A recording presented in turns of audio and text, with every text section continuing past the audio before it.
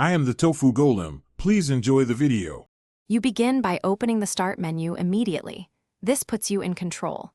Press the Windows key or click Start, then type Device Manager so Windows can find the tool.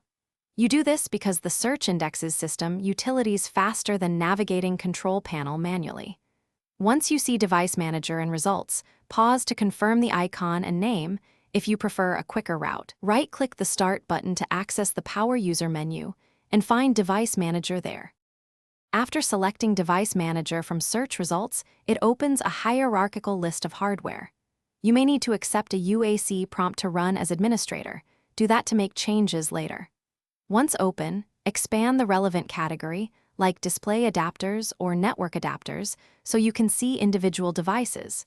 Make sure to look for warning icons that indicate driver issues. If you need properties, right-click a device and choose Properties to view driver details, status, and resource usage for diagnosis and updates. To complete the task, perform the action you intended. Update, disable, or uninstall a driver. Use the device properties to update drivers or rollback if an update broke functionality. Once done, click Action Scan for hardware changes if a device disappeared, because this forces Windows to rediscover hardware. Make sure to restart the PC after major driver changes so drivers and services reload cleanly.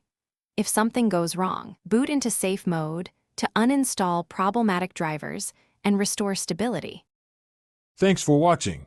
Consider subscribing if we helped you today.